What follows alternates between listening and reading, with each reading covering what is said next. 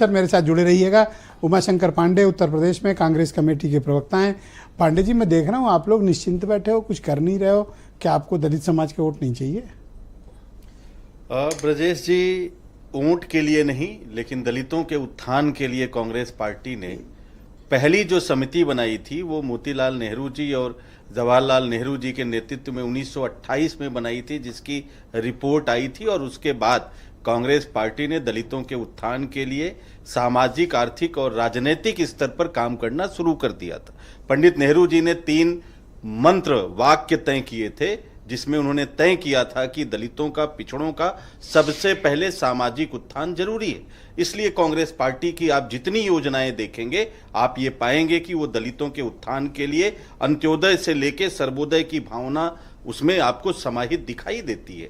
चाहे वो कांग्रेस पार्टी का बाबा साहब को ड्राफ्टिंग कमेटी का चेयरमैन बनाना रहा हो, चाहे बाद में कानून मंत्री बनाना रहा हो, उनके तमाम जो उनकी सोच थी उसको संविधान में समाहित करने की बात रही हो, या आगे चल के दलित बोर्ड बनाने की बात रही हो, या आगे चलकर उनको आरक्षण देकर तमाम चीजों में आगे लाने का, छात्रवृत्ति, विधवा पेंशन, वृद्धा पेंशन, विकलांग पेंशन, बैंकों का राष्ट्रीयकरण, वन का अधिकार, मैं पढ़ देता हूं, मनरेगा, मध्याह्न भोजन, शिक्षा का अधिकार, हर छोटी बस्ती तक आंगनवाड़ी की इन दिनों जो होड़ चल रही है, राजीव गांधी ग्रामीण विद्युतीकरण योजना, अंत्योदय योजना, अन्नपूर्णा योजना, हर गरीब को 35 किलो राशन की योजना, भोजन का अधिकार, जमीन का अधिकार और सूचना का सवाल जवाब, ऐसे तमाम योजनाएं कांग्रेस पार्टी ने दलितों को, पिछड़ों को, यानी कि समाज के अखिलेश यादव अपनी पार्टी के भीतर, पांडे जी सवाल लीजिए, बनाया था।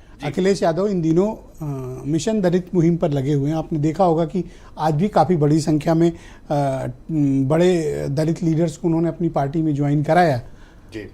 आपके यहाँ तो कोई आना नहीं चाह रहा, ऐसा लग रहा है। दूसरा, अगर सारा मैदान वही मार लेंगे तो आप क्या करोगे फिर?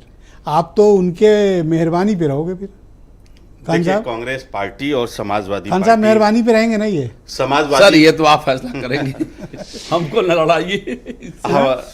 ब्रजेश जी, हमारा जवाब देंगे। हमारा गठबंधन है, हम पहले भी मिलके लड़े, हम फिर मिलके लड़े। अभी हमारे भाजपा के तेरी मेहरबानी है, भाजपा के साथ मिल्कीपुर का जिक्र कर रहे थे। तेरी मेहरबानी है। ब्रजेश जी सुन लीजिए, मिल्कीपुर का जिक्र कर रहे थे। क्या हम लोगों ने देखा नहीं कि मिल्कीपुर में कैसे इन्होंने वोटिंग कराई? एक वो चाचा जी आए, बोले हम तो 11 वोट डाल के आ रहे हैं। कोई कार्रवाई हुई? आपकी पार्टी दलितों के लिए कुछ करती दिख नहीं रही, उसका कारण बताऊं? नहीं, हम लोग लिसन सर, ब्रजेश जी, इतना सब सुनाया हमने, इतना सब आजादी सर, के पास्ट में सबने किया सर। 14 तक हमने पास्ट के जो अचीवमेंट्स और मिस्टेक्स हैं हम उसको मिटा नहीं सकते, सबका सबके सामने है। मैंने तो डिबेट ओपन की तो कहा कि भाई कांग्रेस का एक जमाने में कमिटेड वोट बैंक था, बोला ना, वो आज भी है। तो अब सुनिए आगे की बात। हाँ, ब्रजलाल खाबरी इकलौते प्रदेश अध्यक्ष दलित समाज के थे।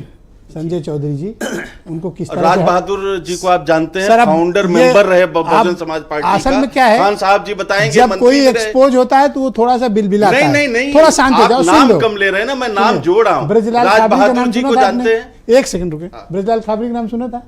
क्या थे, किस पद पे थे संजय जी? प्रदेश के अध्यक्ष थे। कैसे हटाए गए थे रातों रात? हाँ, वो सब जानते हैं।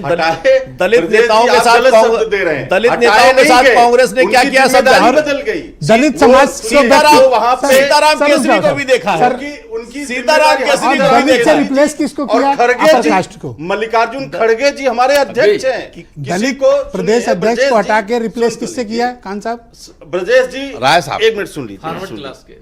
अरे सुन तो लीजिए ब्रजेश जी, ब्रजेश जी सुनिए। मल्लिकार्जुन खड़गे जी क्या है?